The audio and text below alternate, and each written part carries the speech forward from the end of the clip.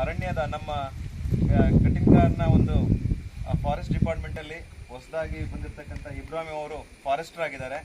So ಅವರು ಇವತ್ತು ವನ ಮಹೋತ್ಸವ ಕಾರ್ಯಕ್ರಮವನ್ನು ಆಚರಣೆ ಮಾಡ್ತಿದ್ದಾರೆ ನಮ್ಮ ಶಾಲೆಯಲ್ಲಿ. ಅವರಿಗೆ ನಿಮ್ಮೆಲ್ಲರ ಪರವಾಗಿ ತುಂಬ ಹೃದಯದ ಸ್ವಾಗತವನ್ನು ಬಯಸ್ತೀನಿ. ಹಾಗೂ ನಮ್ಮ ಶಿಕ್ಷಕರು ಆದಂಥ ಮಧುಕೇಶ್ವರ ಹೆಗಡೆಯವರು ಮತ್ತು ಸಹಶಿಕ್ಷಕಿ ಆದಂಥ ಗೀತಾಂಜಲಿ ಮತ್ತು ಪೂರ್ಣಿಮಾ ಮತ್ತು ಜಯಶ್ರೀ ಮತ್ತು ಪ್ರೀತಿಯ ವಿದ್ಯಾರ್ಥಿಗಳೆಲ್ಲರೂ ಕೂಡ ಈ ಕಾರ್ಯಕ್ರಮವನ್ನು ಯಶಸ್ಸು ಮಾಡೋದ್ರಲ್ಲಿ ನಿಂತಿದ್ದಾರೆ, ಎಲ್ಲರೂ ಸೇರಿದ್ದಾರೆ. ಸೊ ಹಾಗಾಗಿ ಅವ್ರಿಗೂ ಕೂಡ ತುಂಬ ಹೃದಯದ ಸ್ವಾಗತವನ್ನು ಬಯಸೋಣ. ಹಾಗೆ ಇಲ್ಲಿರ್ತಕ್ಕಂಥ ನಮ್ಮ ಅರಣ್ಯ ಇಲಾಖೆ ಎಲ್ಲ ಸಿಬ್ಬಂದಿಗಳಿಗೂ ಕೂಡ ತುಂಬ ಹೃದಯದ ಸ್ವಾಗತವನ್ನು ಬಯಸೋಣ.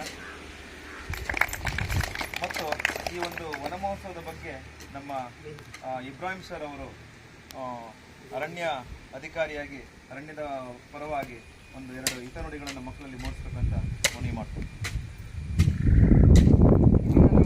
ವನ ಮಹೋತ್ಸವ ಕಾರ್ಯಕ್ರಮವನ್ನು ನಮ್ಮ ಕಟ್ಟಿನಕಾರ ಪ್ರೌಢಶಾಲೆಯಲ್ಲಿ ಈ ಆಚರಣೆಯನ್ನು ನಮ್ಮ 1950ನೇ ಇಸವಿಯಲ್ಲಿ ಶ್ರೀಯುತರಾದ ಕೆ.ಎಂ. ಮುನ್ಷಿ ಇವರು ಮಾರ್ಗದರ್ಶನದ ಮೂಲಕ ನಮ್ಮ ಎಲ್ಲ ಇಡೀ ದೇಶಾದ್ಯಂತ ವನ ಮಹೋತ್ಸವ ಕಾರ್ಯಕ್ರಮವನ್ನು ಆಚರಣೆ ಮಾಡಲಾಯಿತು. ಈ ಆಚರಣೆಯನ್ನು ದೇಶಾದ್ಯಂತ ಮಾಡಲಾಗಿದೆ. ಇದನ್ನು ಜುಲೈ ತಿಂಗಳಲ್ಲಿ ಪ್ರತಿ ವರ್ಷ ನಮ್ಮ ಭಾಗದಲ್ಲಿ ಮಲೆನಾಡು ಮತ್ತು ಪ್ರತಿಯೊಂದು ಭಾಗದಲ್ಲಿ ನಡೆಸಿಕೊಂಡು ಬಂದಿದ್ದೀವಿ. ಇದನ್ನು ನಮ್ಮ ಶಾಲೆಯ ವಿದ್ಯಾರ್ಥಿಗಳು ಹಾಗೂ ಶಿಕ್ಷಕರು ಹಾಗೂ ಗ್ರಾಮಸ್ಥರು ಪ್ರತಿಯೊಬ್ಬರು ಮನೆಗೊಂದು ಮರ ಊರಿಗೊಂದು ವನ ಅನ್ನೋ ಲೆಕ್ಕದಲ್ಲಿ ಎಲ್ಲರೂ ಕೂಡ ನೆಟ್ಟು ನಮ್ಮ ದೇಶದ ಪರಿಸರದ ಅಸಮತೋಲನವನ್ನು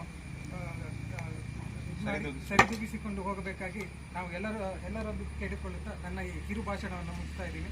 ಮುಂದಿನ ದಿನಗಳಲ್ಲಿ ನಮ್ಮ ಮಕ್ಕಳು ಇದನ್ನು ಪಾಲನೆ ಮಾಡಿಕೊಂಡು ಹೋಗಬೇಕಾಗಿ ಎಲ್ಲರೊಂದಿಗೆ ಕೇಳಿಕೊಳ್ಳುತ್ತಾ ನನ್ನ ಈ ಕಿರು ಭಾಷಣವನ್ನು ಮುಕ್ತಾಯಗೊಳಿಸ್ತಾ ಇದ್ದೀನಿ.